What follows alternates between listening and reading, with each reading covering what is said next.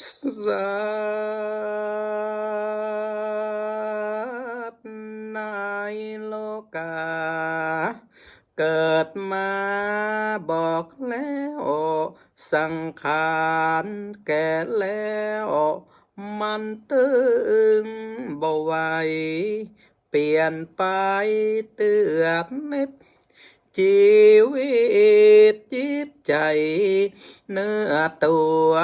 คิงใบผ่อนในเหี่ยวดานจะเยี่ยกันยังการลวงกันบ้าน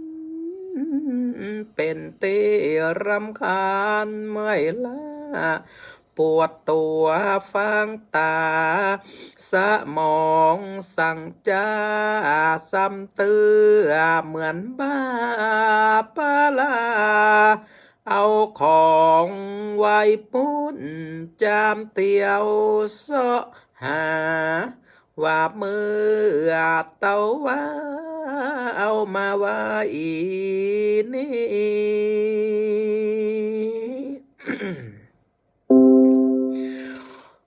ปุณนะ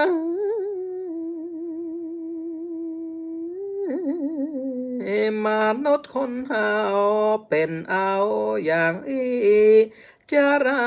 มีมาจวบปบ40นาลืม50ไขว้ครบทบบวกเข้าหลังลืมเป็นอย่างแต่ไผ่บ่ต้องฝืนมาลึงตึงตังเป็นไปอย่าง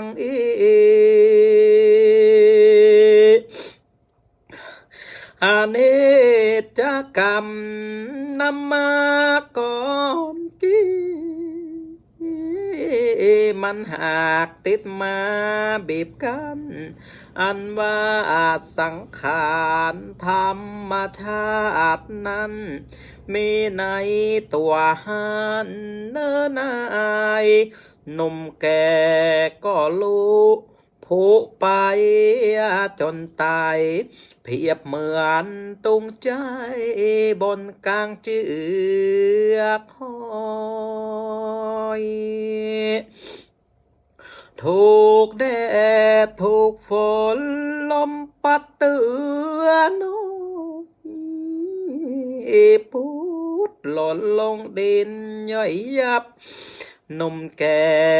ตั้งหลายภัยเปียที่ทับดับธาตุสี่เสียงหมดไปสัตว์โลกเฮานี้ย่อมสุดวิสัยมันจักเป็นไปตามกรรมคิดเส้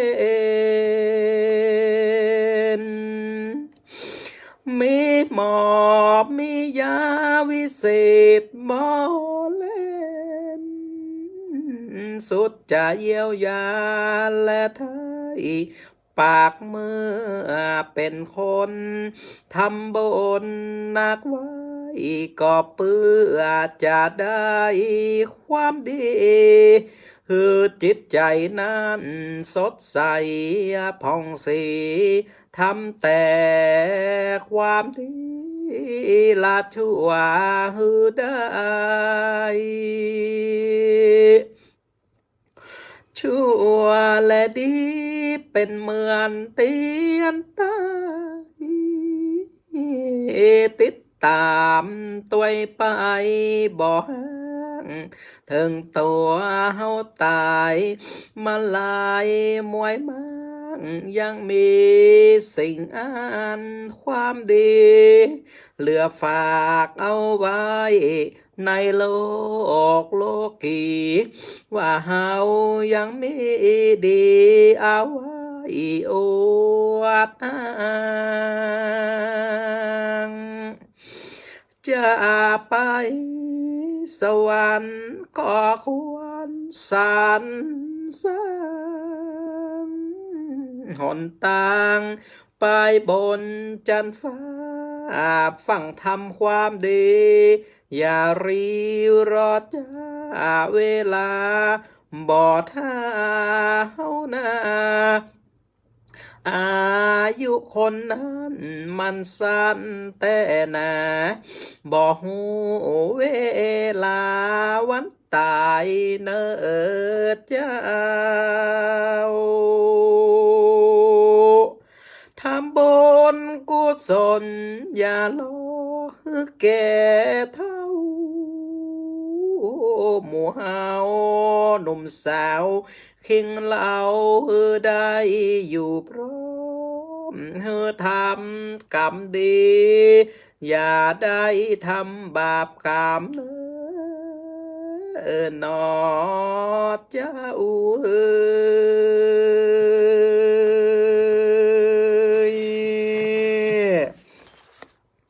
ขอกราบนอบน้อมปูจาเอากุลแห่งองค์สมเด็จพระสัมมาสัมพุทธเจ้า พระสัทธรรมเจ้า พระอริยสังฆเจ้าเอาไว้เนื้อกระหม่อมจอมหัวกราบกะละวะไวสาตั้นพระมหาเถรานุเถระเจ้า ทุกตนทุกองค์ด้วยความเคารพเป็นอย่างสูง เจริญปอนเจริญจิตเจริญใจเจริญศีลเจริญธรรมจงมีแก่ตั้นบรรดาคณะศรัทธาญาติโยมนักศีลนักบุญตั้นผู้ฟังตั้งหลายตึงยิงตึงใจตึงหนุ่มตึงเท่าวาระโอกาสบัดนี้อาตมาภาพพระมหาสมชาตินันทธรรมิโกเจ้าอาวาสวัดหนองยาวอำเภอเวียงป่าเป้าจังหวัดเจียงไฮ้จักได้น้อมนำพระราชธรรมเทศนาอันเป็นคำสั่งคำสอนขององค์สมเด็จพระจินวรสัมมาสัมพุทธเจ้าได้เทศนาผ่านไปทางสถานีวิทยุคลื่นสีขาวออกอากาศที่วัดปักตังเจริญอำเภอดอยหล่อจังหวัดเชียงใหม่เล่งสัญญาณที่วัดหนองยาวนี้ไปเป็นประจำทุกวันพฤหัสบดีศรัทธาญาติโยมวันนี้ก็เป็นวันพฤหัสบดีที่6 เดือนกุมภาพันธ์พุทธศักราช 2563 ก็มาพบมาปะกันเป็นประจำทุกวันวันพฤหัสเนาะศรัทธาญาติโยมนักศีลนักบุญทั้งหลายอาตมาภาพบ่ได้จัดรายการมาเป็นระยะเวลา2 ทิศเต็มเนื่องจากว่าทางสถานีวิทยุเปิดได้ทำกิจกรรมอะไรอย่างต่างๆเกี่ยวกับคลื่นสีขาวเนาะก็ขออนุโมทนาบุญแต่ก็บ่เป็นอย่างศรัทธาญาติโยมเมินปะกันเนี่ยเตืออีกก็ดีเหมือนกันเพราะว่าจะได้เกิดเติงหากันศรัทธาญาติโยมก็โทรศัพท์มาถามว่าโอ้ท่านอาจารย์หายไปทางใดฮะบัดจัดรายการละก้าก็แสดงทำมือหันว่าศรัทธาญาติโยมก็ยังเกิดเติงหากันอยู่ก็ยังมีศรัทธาญาติโยมคนเฒ่าคนแก่โอ้ยังกึดถึงหากันกึดเติงหากันอยู่ว่าตัวเจ้าเวียงป่าเป้าหายแซ่ไปไหนฮะท่านอาจารย์นี่เนาะก็โทรศัพท์มาถามมาไทยอาตมาก็ชี้แจงเหตุและผลเฮือกับคณะศรัทธาญาติโยมเปิ่นไปอันนี้ก็เป็นการแสดงความฮักความผูกพันทางด้านสายธรรมระหว่างตัวเจ้าตลอดจนถึงศรัทธาญาติโยมปอออกไม่ออกทั้งหลายวันนี้โอกาสดีศรัทธาญาติโยมเนาะเวลาเหมาะสม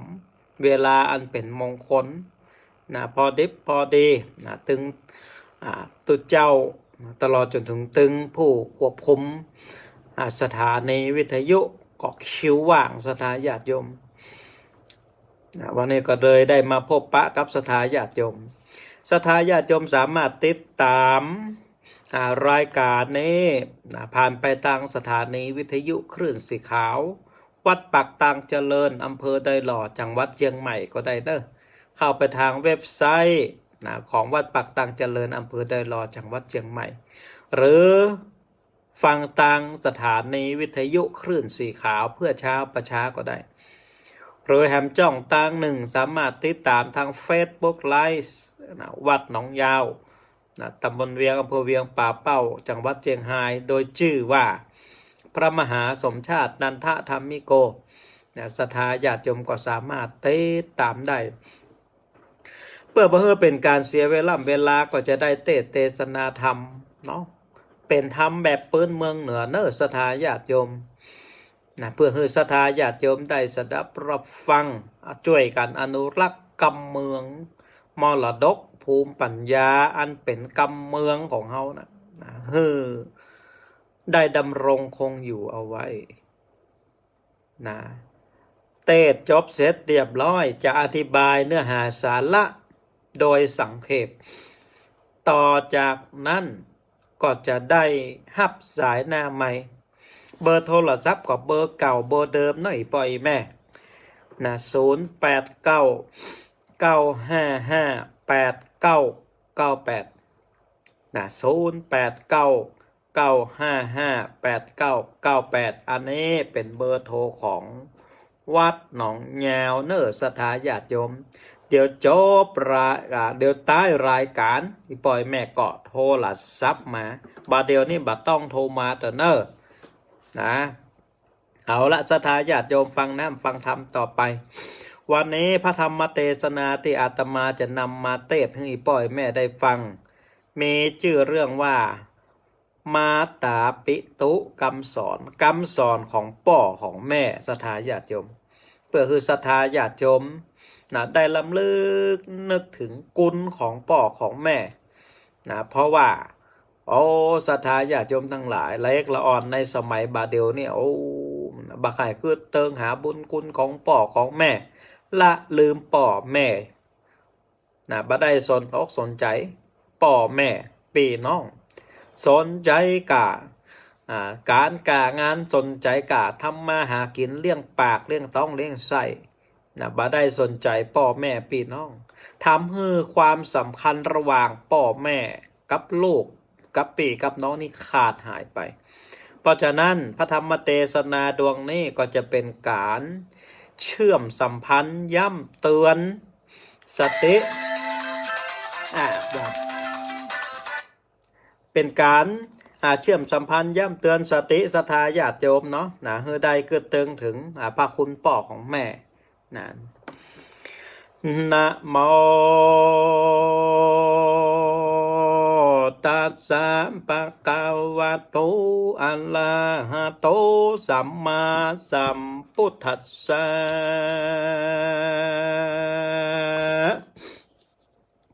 มาตาเป็นตอโอปัฏฐานันติ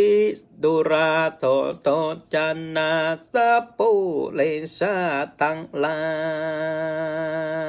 ยอันมาฟังฟังยังลาสัทธรรมเทศนาอันยิ่งอุตตมะเม่งของดีอันพระโมเนหักกล่าวเทศนาเล่าใครจะออกในมังกลา38อันใดแขวดกาถาว่ามาตาเปโตโอปัฏฐานังจงดาฟังเทเอาเป็นที่สอนใจ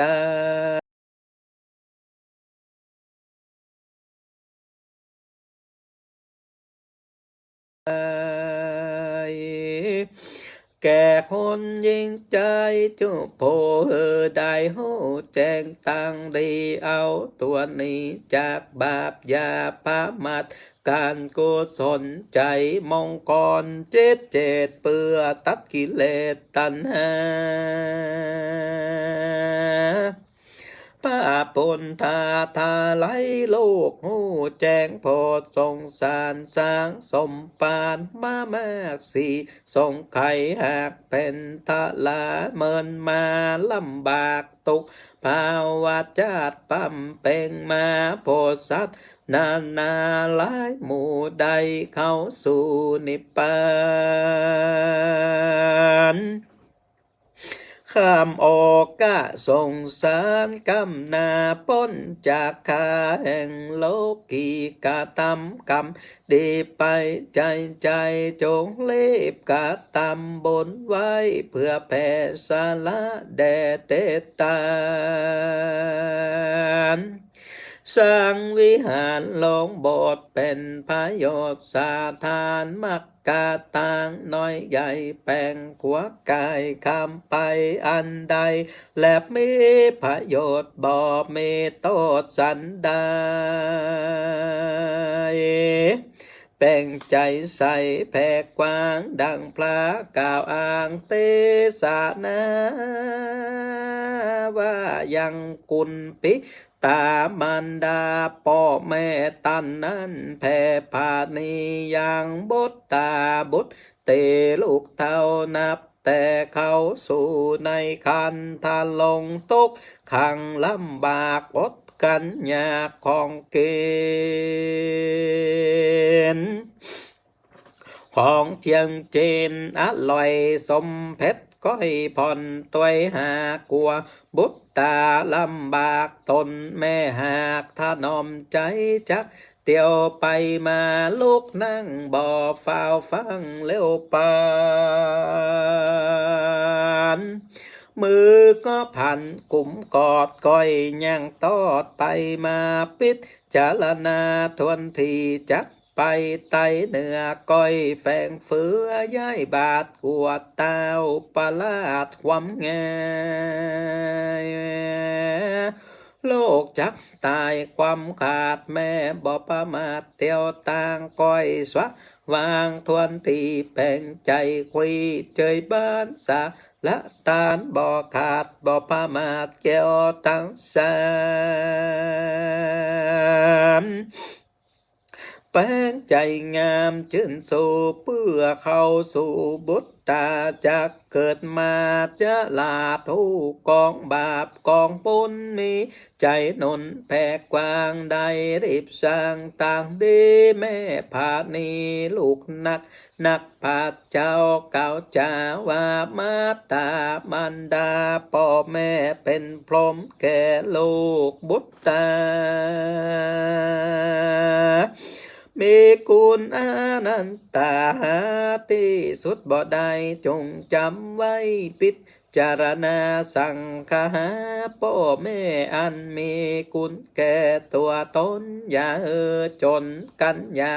ลำบากโดยอาจใดอาจนุโลมใจอย่าเกียดอย่าจาสมเสียดติดเตียนเป็นกรรมเวรไปนาตุกถอยจ้ากับตอ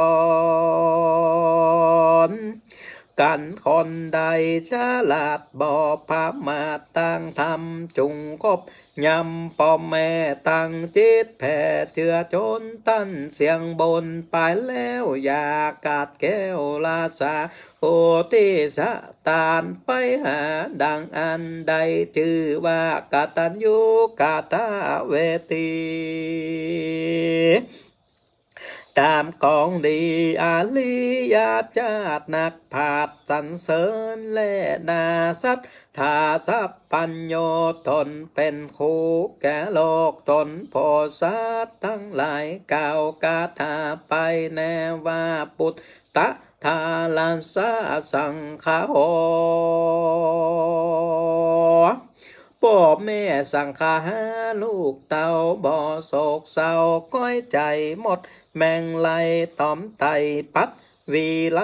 เล็งหากลัวสัตว์หลายมากัดโตดลูกแก้วยอดบุตตาอยู่ลุมลาฟักไฟกันลูกน้อยให้แม่ก็ปันกินนอบแล้วจูบจมควันลูกแก้วเล่าลมเจ้านา ว่าตาดูแลสายใจ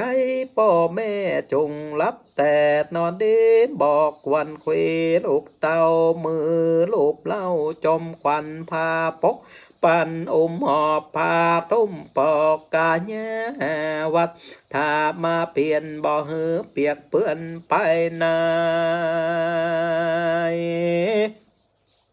เก็บไม่ยายถึงตากผ้ามีมากหลายผืนเอาออกตึงเฮออุ่นยัดด้วยนนสับลีล้อนหนาวมีเอาใจใส่กังบางไว้ปกแป้งพอก้อยแยงตุกเมื่อบอดนายเบื่อจงจังอดตกขังเลี้ยงลูกแปลงใจถูกตัวยหา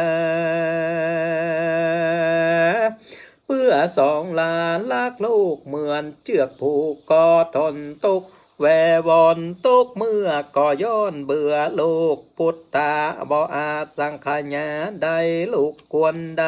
ปูจาลำเปิงหาตกเมื่ออย่าได้เบื่อลืมโกนกำโจนนตกอย่างอย่าได้ห่างในไก่แม่นตนไปผูกสร้างมีกู้สร้างแปลงทิ้งลูกใจยิงควรพอการงานต่อโทษทำอุปธรรมพ่อแม่ด้วยใจแผ่พานีการงานเมตกแต่งพ่อแม่ แห่งตนทำอย่าใจดำกล่าวอ้างว่าการบ้านไม่หลายบ่มีเวลาไปช่วยใจ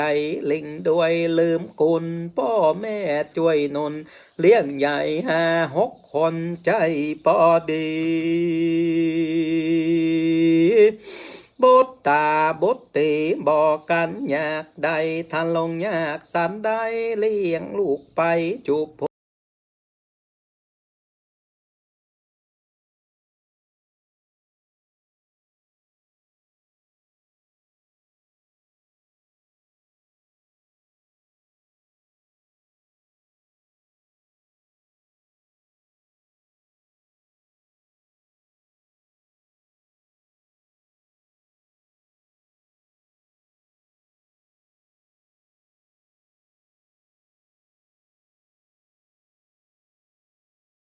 เลี้ยงลูกไปจูบโพพาห่ม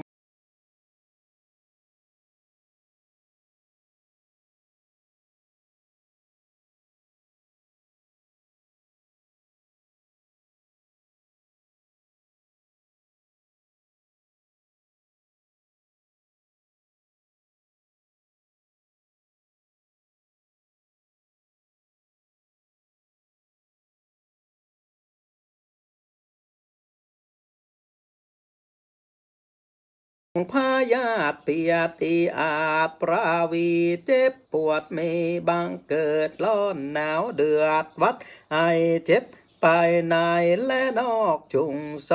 อดถามหาเอาหมอยาบมาใส่นวดฟันไว้กายากันลุกมาบ่ได้จงนั่งไกลเขาหาหอบกายแย่ลูกนั่งมาห่มปัดกังกันหนาวแม่นขาวเหม็นสาบจุงข้าแนบใจต้นบ่เดควรลังเกียจจากรรมสมเสียดอันใดปฏิบัติไปอย่าขาดแปลงใจมันขาบรักษาอย่าสองลาได้หายน้ำตาใดปากลงจักป่าทนตกยากโดยวิบากหลวงลายกาตำบนไปก่อสร้างอย่าแตกแบ้งพิษกันฝูงปงปันจมโมญาติอยู่จุกคนลักแปลงตนจูเยืองบ่มีเรื่องเครื่องกาของนาควรแบ่งบอกควรแบ่งกันไปอย่าพิษใจจมสามอย่าขาดข้านกันแน่เก่าว่าจะสุภาพอนักปาดยอกุนมีใจนนแผ่กว้างอย่าดื้อด้านไผมัน เป้น้องกันจมโมจากำฟูกำดีอย่าควรคุยเอาเพียบอย่าลังเกียจปองปันช่วยก็พันลิสางมากกว้างไปหลายต่างจิบหายอย่าเข้าพระพุทธเจ้าก่าวสอนใจมีสีสายกาบอกตามดังออกในธรรมคืออย่าเมาสาวด้วยจู้อย่าคบโมคนผ่านคนสันดานกินเหล้าอันเป็นเก้าชิบหายจักวำวายวินาศเอาตัวกาดนี่ไก่อย่ามีใจชอบเอวอย่ากากาดแก้วไปไกลตามวิสัยแอวเล่นเข้าเส้นการผ่านั้นมีหลายอันหลายเยื่องอันเป็นเครื่องชิบหายทั่วโปยายมีมากตั้งมากเกี่ยวมากสักกาคนปาลาแต่งตั้งยดยังไก่กาอย่าคบนาหวังใดของนั้นใจปกติเหมือนมีจิตเจตแฝงในเหตุการณ์มันจักป่าบอกกาดถือวินะ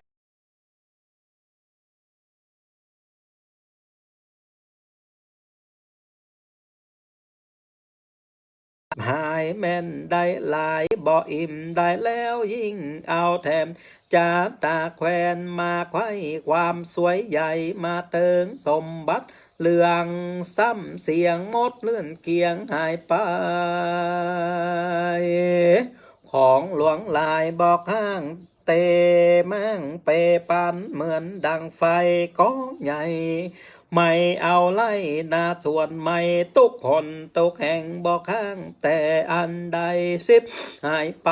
วายวอดก็เปื่อตอดตนตามคบคนพามใจบาปมันหากปาเสียงของจุงปองใจเว้นจากไก่สมบัติหลายสูญหายยอมลำบากจึงโอกาเงินคา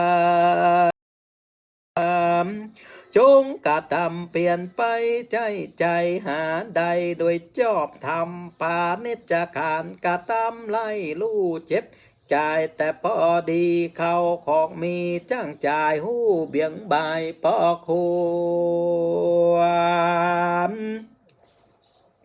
ก็ตำตน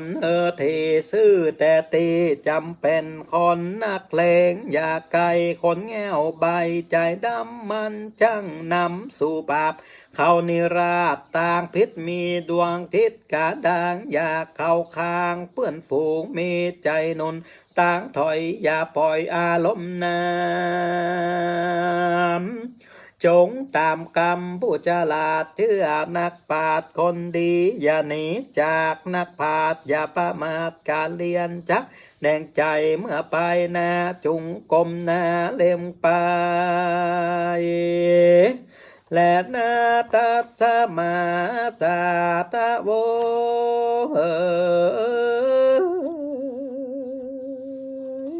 สัทธาเจ้าขาตั้งหลายพ่อแม่ไทยสองขาอย่าใดเนละคนมันเป็นกองบนอันใหญ่ใดติดไตตัวมาอย่าลาสาพระมาสัจจะขาดกับตนจงกว่ายังบาปคือโสภาพกองทำเล็กเว้นกรรมบาปไม่อย่าได้จอกเว้นมันกะตำเปลี่ยนไปใจพ่อแม่ไทยสองขาจงโปรดจาน้อมไว้ท่านใดอยู่ดีอย่ากวนคุยท่านเจ้าเอาท่านเข้าเป็นกายาหิมาหาเลี้ยงตันอย่าอ้างลูกเมียตนอย่าอ้างจนตุกยากอย่าอ้างปากว่ามีการจุงเจือจานเพื่อแผ่ปฏิบัติพ่อแม่สองลาตามหิมาหาใดมันเข้าไกลเล็งโดบมันเข้าจูสู่บานมันตานทำหายังโลกาเมื่อยไขรีบใดเยียวยาอย่าลาสาสองเท่าอันเป็นผาเจ้าแก่ตัว ในโลกาโลกลาพอนะบ่มีภายเตี้ยมือสะเทียนเตียงมันต่อเต่าลอดจีวากันพ่อแม่มอลานาจิตขาดจุงโอกาสยอตานปะลิวาดมวนหมู่ปจนาจุอันตามกับลังหาใดบ่อยากไรใจตอนและอเนมอนสังฆาเจ้าสมณเณรเหล่าตั้งหลายญาจกยายม้วนโมใจจื่นสู่สละตานอุติสวานไปลอดยังสองเจ้ายอดสองขาคือพ่อแม่เป็นเจ้าเข้าสู่ตากที่พ้นจากผีและเปรตพ้นจากเขตอบายได้กับกายเข้าสู่จันฟ้ากู้ไปบอนแมนเอาต้นไปเกิดในกำเนิดหนใดขอบุญไหลแผ่กว้างอันใดสร้างตานแหบ่ไก่กาหนีจากบ่ภาคนาให้สูญจักจูนนช่วยก้ามมือใดพร่ำสุขใจนาบุญหลายเพื่อแผ่ถึงแก่ผู้สารตานเป็นนิรันดร์ไปนาโลดจันฟ้าเนลปานบอนญาจะและนาเนติตังขีญาสังวันนาวิเศษจาห้องเหตุมาตาปิตุก่อบางคอมสมเลศสาลาเดชเอาละศรัทธาญาติโยมท่านผู้ฟังทั้งหลายพาธรรมเทศนามาตาปิตุคำสอนของพ่อของแม่ก็จบลงไปแล้วก็มันมีอยู่หันช่วงเนอะศรัทธาญาติโยมสัญญาณระบบอินเทอร์เน็ตมันขาดหายไปเนาะก็ขอสุแม่อภัยศรัทธาญาติโยมตัวมันเป็นการจับรายการสถานีวิทยุแบบสดหน่อยปล่อยแม่เนาะต้องเข้าใจกันตัวนะมันต้องใจสัญญาณ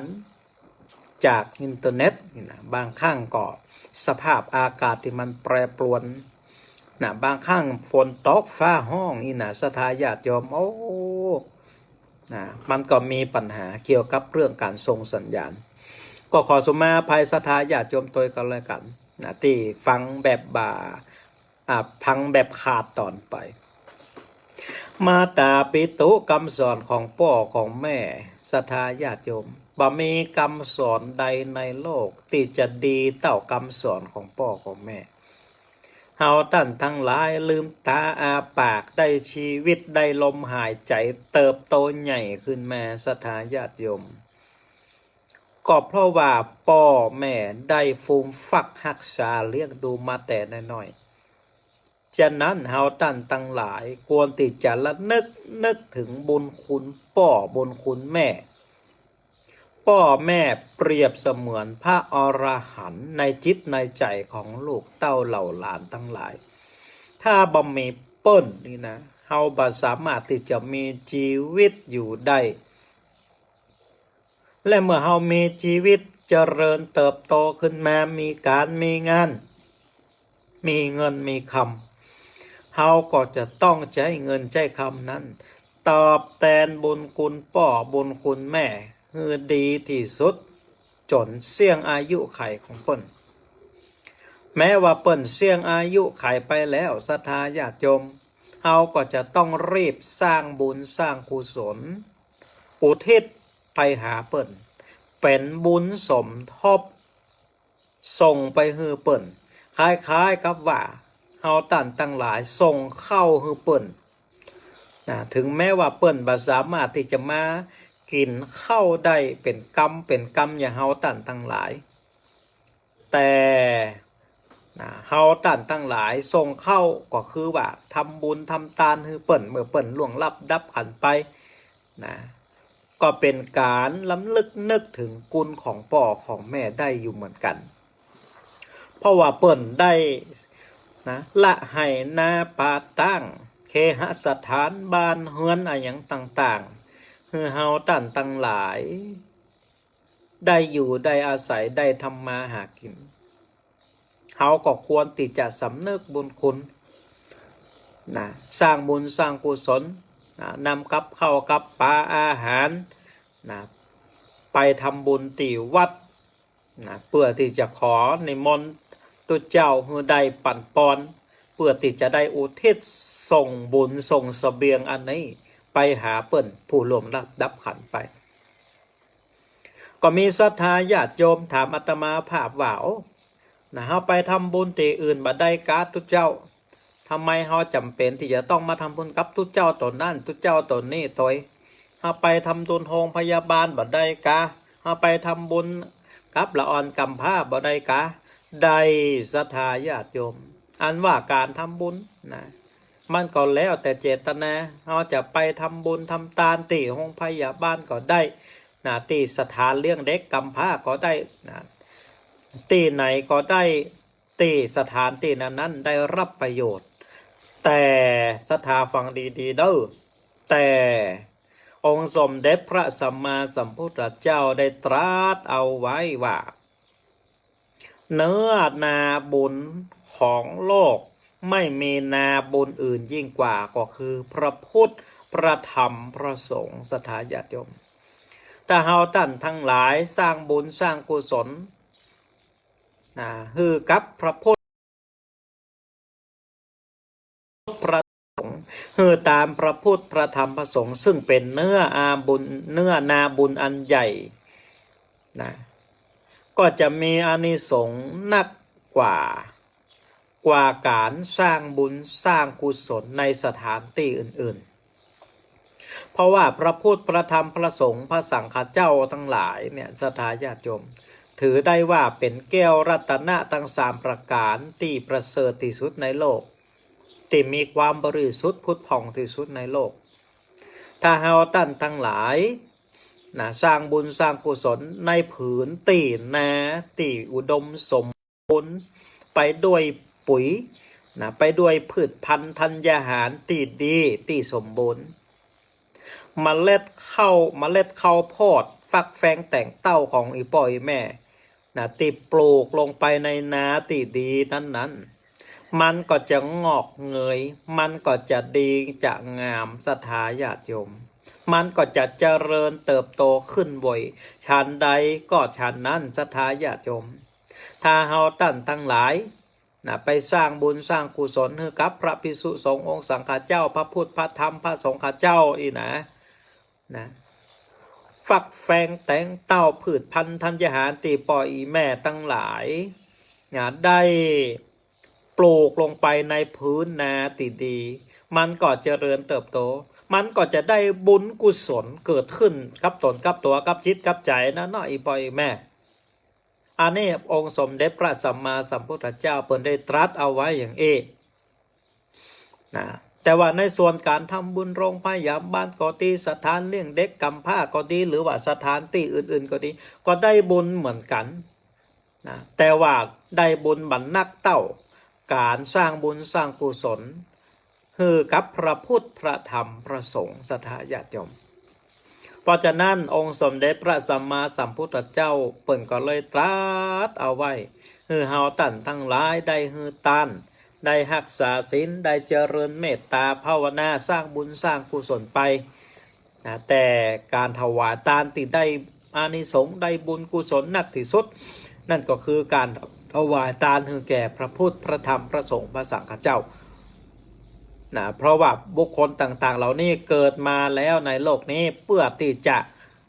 เป็นเนื้อนาบุญของศรัทธาญาติโยมทั้งหลายภาษาบาลีเปิ่นอู้เอาไว้ว่าปุญญเขตตังโลกัสสาเนี่ย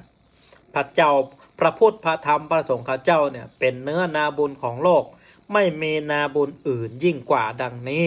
ศรัทธาญาติโยมอันนี้ก็คงจะเป็นคำตอบเพิ่งเกิดในจิตในใจของศรัทธาญาติโยมศรัทธาญาติโยมก็คงจะเข้าใจแล้วเนาะว่าโอ้ปุ่นก็ทำบุญเพศก็ทำบุญอันนั้นก็ทำบุญแม่นสร้างบุญสร้างกุศลเหมือนกันแต่ว่าจะได้บุญแตกต่างกันไปก็คือว่านักปานกลางและก่อนน้อยมันก็จะมีความแตกต่างกันไปเนาะเอาละศรัทธาญาติโยมวันนี้ก็ฟังกันพอหอมปากหอมคอต่อไปก็จะได้อนุโมทนาบุญกับศรัทธาญาติโยมที่ร่วมทำบุญเป็นการน้ำกาไฟวัดหนองยาวมาเนาะ ก็มีนายวิทย์นางสาธิตหินศิลป์พร้อมครอบครัวร่วมทำบุญมา50 บาทแม่จันคำศรีวิชัยวงศ์60 บาทแม่คำงานดี50 บาทแม่คำแหลมแท้บ้านแม่พริกวังเหนือค่าน้ำค่าไฟวัดหนองยาว50 บาทแล้วก็มีคณะสัตยาญาติโยมบ้านสันสรีก็ไปพระอาตมาภาพส่งน้ำพระธาตุเนาะก็ร่วมทำบุญมา100 บาทก็ขออนุโมทนาบุญเด้อศรัทธาญาติโยมฝากบุญประชาสัมพันธ์สักเล็กสักน้อยเด้อศรัทธาญาติโยมถ้าบอกไปก็บ่ดีนะบอกไปนักไปล่ำไปหลายก็จะรบกวนศรัทธาญาติโยมเหมาะเนาะอันนั้นก็ดีใจอันนี้ก็ดีสร้างบุญอันนั้นก็ดีทำบุญอีกนะก็บอกไปเถอะนะก็แล้วแต่ศรัทธาญาติโยมจะสร้างหรือว่าจะบัดสร้างก็แล้วแต่ศรัทธาญาติโยมนะก็ศรัทธาญาติโยมทั้งหลายอาตมาภาพก็ได้แปลงพระธาตุเจดีย์เจ้าดวงหนึ่งมีความสูง20 เมตรกว้าง9 เมตรเป็นพระธาตุเจดีย์ที่สร้างด้วยอิฐจำนวน100,000 ก้อนแบบอย่างของพระธาตุเจดีย์วัดหนองยาวนี่เป็นศิลปะแบบโบราณเจียงแสนเอาแบบอย่างพระธาตุหลวงเจียงแสนนั้นมาเป็นแบบอย่างในการสร้างพระธาตุเจดีย์เพราะฉะนั้นบัดเดี๋ยวนี้ก็เดินทางมากึ่งต่างละศรัทธาญาติโยมทั้งหลายได้50-60%แล้วเนอะก็อยากจะบอกบุญบอกกุศลศรัทธาญาติโยมทั้งหลายที่ใจบุญใจกุศลนี่นะไปอยากจะมีความประสงค์อยากจะร่วมทำบุญสร้างพระธาตุเจดีย์เอาไว้ถวายไว้ในพระพุทธศาสนาเพื่อเป็นการยกย่องเชิดชูคุณของพระพุทธพระธรรมพระสังฆก็ศรัทธาญาติโยมก็ร่วมทำบุญได้ตามจิตเจตนาของคณะศรัทธาญาติโยมแล้วก็บัดเดี๋ยวนี้พระธาตุเจดีย์ก็กำลังที่จะสมบูรณ์อาตมาภาพก็เลยมีการสร้างชัดเจดีย์จำนวน9 ชั้นโดยกันเพื่อที่จะได้เปิดโอกาสให้ศรัทธาญาติโยมทั้งหลายได้มีโอกาสรับเป็นเจ้าภาพร่วมพระธาตุเจดีย์ปิดทองคำเป๋วงามขนาดศรัทธาญาติโยมปลายยอดเจดีย์เป็นห้องว่าปลียอดชัดเจดีย์นั้นก็จะได้บรรจุแก้วแหวนแสนสิ่งเงินคำตลอดจนถึงพัสสารีริกธาตุขององค์สมเด็จพระสัมมาสัมพุทธเจ้าเนาะฉะนั้นศรัทธาญาติโยมที่ได้ยินได้ฟังอยู่ทางสถานีวิทยุนี่ก็ดีทางเฟซบุ๊กไลฟ์วัดหนองยาวก็ดีก็ขอบอกบุญศรัทธาญาติโยมเนอะไผจะห่วมทำบุญจะให้จะห้อมก็ตามกำลังศรัทธาสำหรับคณะศรัทธาญาติโยมในเวียงป่าเป้าก็พบปะอาตมาภาพที่ไหนก็สามารถที่จะร่วมทำบุญได้ศรัทธาญาติโยมตังลำปูนลำปางแป่น่านเชียงใหม่เชียงรายเนาะตีบมีโอกาสได้ปะอาตมาภาพประมาณเดือนเมษายนอาตมาภาพก็จะไปร่วมพิธีสะเกาดำหัวประจำปีของคลื่นสถานีวิทยุคลื่นสีขาวอีนะเพราะฉะนั้นศรัทธาญาติโยมท่านผู้ฟังทั้งหลายอยากจะร่วมให้ร่วมหอมร่วมทำบุญสร้างกุศลเป็นพระธาตุเจ้าเจดีย์ชัดทองคำเจดีย์วัดหนองยาวก็ห่วมให้ห่วมหอมกันมาได้เนอะเอาละศรัทธาญาติโยมเหลือเวลาแหมเล็กๆน้อยๆก็จะได้รับสายนาใหม่จากคณะศรัทธาญาติโยมที่สดับรับฟังทางสถานีวิทยุณขณะนี้โทรศัพท์มาได้ละเนอ089-955-8998 หรือว่าศรัทธาญาติโยมท่านใดมีความประสงค์อยากจะร่วมทำบุญแบบเร่งด่วนอีนอก็โทรศัพท์มากันได้โทรศัพท์มากันได้เจริญปอนเจริญปอนแม่ไล่บัดได้ปะกันกำแล้วเนาะวางนี้เนาะได้ปะกันเจ้าไม่ได้ไปไหนเจ้าโอ้จะได้จากโกนี่นะ อ๋อเป็นหยังรักษาตัวรักษากายให้ดีๆเนาะหน้าการแม่ว่าโอ้ได้ไปทำบุญที่ไหนมีกู้เนาะเดี๋ยววันหน้าวันตาก็ปะกันเอาเจ้าเจ้าสัญญาณชัดเจนก่อนแม่วันนี้ชัดเจนดีเจ้าชัดเจนดีเนาะโมตนาเนอะโมตนาโมตนาสาธุอันนี้แม่ไล่ภาพเตจะนะบ้านสันใจเวียงป่าเป้า0899558998เอ้าโทรมากันได้ละเนอะแต่กี้ก็มีหลายสายแต่อาจมาภาพจัดรายการอยู่เนาะก็บ่สามารถที่จะรับโทรศัพท์ได้นะก็ขอโมทนาบุญศรัทธาญาติโยมติดตามทาง Facebook ไลฟ์ติดตามทางสถานีวิทยุก็ดีก็ขอโมทนาบุญประเดี๋ยวนี้ก็อาตมาภาพจะจัดรายการแห่งหนึ่งรายการเนอศรัทธาญาติโยมซึ่งก็จะเป็นรายการของตั้งสถานีวิทยุคลื่น94ของป่อแม่อนงพรหมเม่นที่เปิ่นได้เอื้อเฟื้อในเรื่องของเวลาอย่างต่างๆศรัทธาญาติโยมตังเวียงป่าเป้ามาค่ำมาคืนบ่ได้ไปไหนก็สามารถที่จะติดตามฟังกันได้พระธรรมเทศนาแบบปื้นบ้านแบบหลากหลายนะ0899555898เหลือเวลาแห่ง10 นาทีเจริญปอนโยมป่อโยมแม่ที่ฟังทางสถานีวิทยุอยู่ณเวลานี้ช่วยโทรศัพท์มาเนาะว่าสัญญาณแต่ละที่แต่ละหนแต่ละแห่งนั้นมีความชัดเจนเป็นอย่างใดพ้องอยู่ดีมีสุขกันพ้องก็หาอีกนะก็โทรศัพท์มากันได้เด้อ0899555898เชียงใหม่เชียงไฮ้ลำพูนลำปางแป้น่านพะเยาใจเนี้ยผักกาดฝางพะเยาอีกเนาะโทรมากันได้โทรมาเจริญปอนโอ้ป้อบุญธรรมป้อบุญธรรมสัญญาณชัดเจนเนาะชัดเจนแต่มันขาดกระท่อนกระแท่นครับมันขาดไปหาประมาณสักนิดหน่อยเพราะว่า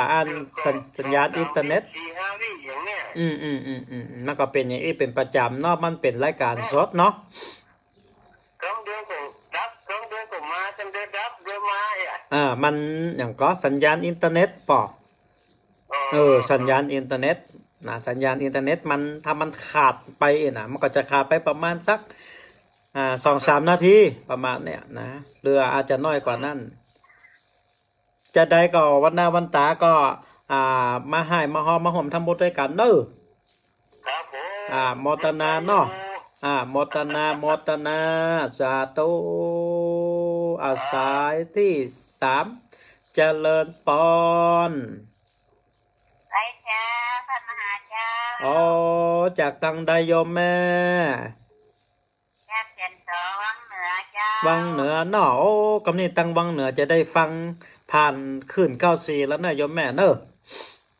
ในปะกันเนาะวังเหนือฝนตกก็โยมแม่ฝนตกเจ้าทำแพ่อ้อยน้อยเดียวแตะอ้อยหมักเหมยได้มีจ้ะอันนี้ก็ปอตกปอให้พอดีน่ะนะตกปอให้พอดีจะได้รักษาสุขภาพเนอะโยมแม่เนอะจาโต0899555898โยมป่อโยมแม่โทรมาเนอะตะกี้ก็โทรมาละนะฮับสายอยู่เจริญปอนจากตั้งไหนตั้งใดป้าแปะบุญน้อยเพิ่มแม่แต่งบุญเนออากาศเป็นใดพ่องตั้งแม่แต่งโยมแม่หนาวอยู่เนอะประเดี๋ยวนี้หนาวเนาะพอเข้าเดือน6แล้วนะยังหนาวอยู่เนาะอากาศปีนี้มันแปลกเนาะมาเจ้าหนาวเมื่อตอนมาฮ้อนนี่ตอนมาฮ้อนฟังกันหน้ากันหลายก็ตั้งปุ้นโยมแม่เจ้าฟังกันหลายเนาะเพราะว่าบางวันก็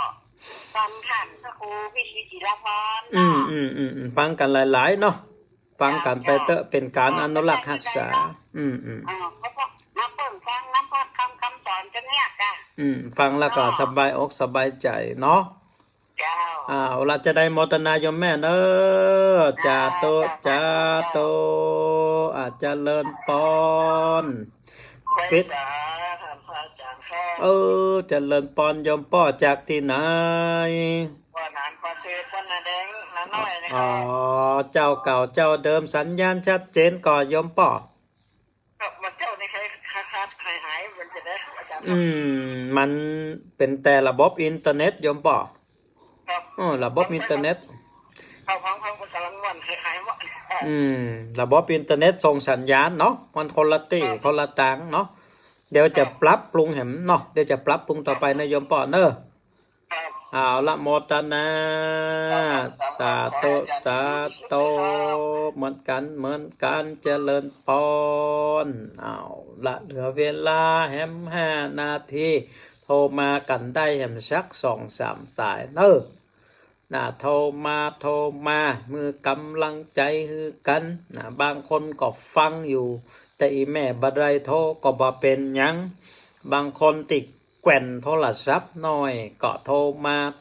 าสร้างกำลังจิตกำลังใจคือกันและกันกำลังใจนี่สำคัญที่สุดทายญาติโยมถึงวันนี้เฮาตั้นทั้งหลายอยู่กันได้ก็เพราะว่ากำลังใจบางโพบางดันลูกเต้าเข้าปั่นซึ่งบานเลี้ยงดูเนาะละหับสายเจริญปอนเจ้าไว้สาเจ้าทำจากตั้งได้อย่างมันป้าสีดาคนงามรายงานตัวเนาะบางโพบางคนเพิ่งก็ใครได้ฮู้จักป้าสีดาวันนี้ไปตั้งใดพ่องวันนี้ไปตามยถากรรมโยเจ้าวันผูกเมื่อคืนนี่จะไปทำบุญทีอินวันเจ้าผู้นำตั้งนั้นซบตัวเจ้าแม่เจ็ดนี้ไหมผู้เนี่ยเจ้าแม่เหล่าอันแล้ววันตึงนี่ก็ม่อนเจ้าพอซิตี้กันแม่นบ้านเฮาก็มีการงานหลายเนาะงานซบอันตุปีไก่วันที่7เนาะแล้วก็วันที่8ก็หาเนาะวัดดอยม่อนจอมพอเนาะละจะได้ก็ไปปะกันปุ่นเนอจาโตประดาครับอาตมาภาพนี่ปะกันหมั่นสถาญาติโยมบางครั้งก็ไปปะกันตีหันตีนี่สปะสเปดเนาะคนบ้านใกล้เดินเคียงกันมีบุญถึงได้ปะกันสถาญาติโยมคนที่บ่มีบุญก็คือว่ามันก็ถึงบ่ได้ปะกันต่อหื้อสุดล่าฟ้าเขียวถ้ามันบ่มีบุญกับกันมันถึงบ่ได้ปะกันแต่ถ้ามีบุญออกไปหันก็เจอออกไปนี่ก็เจอมันปะกันก็เพราะว่าหยังก็เพราะว่าเคยได้สร้างบุญสร้างกุศลมาร่วมกันก็เลยได้ปะได้พบกันแล้วก็ได้ใจชีวิตทางธรรมโดยกันศรัทธาญาติโยมก็ขอโมทนาประดาให้กล้าแม่นภายนั้นเนาะอาจจะเลินปอนฮัลโหลเจริญปอนป่อไปก็ใส่หยังพูดเนาะอาจจะเลินปอนโยมป่อหับสายแล้วเนอจาโตเจริญปอนจาโตจากตั้งได้บ้านลองจังซอเนาะ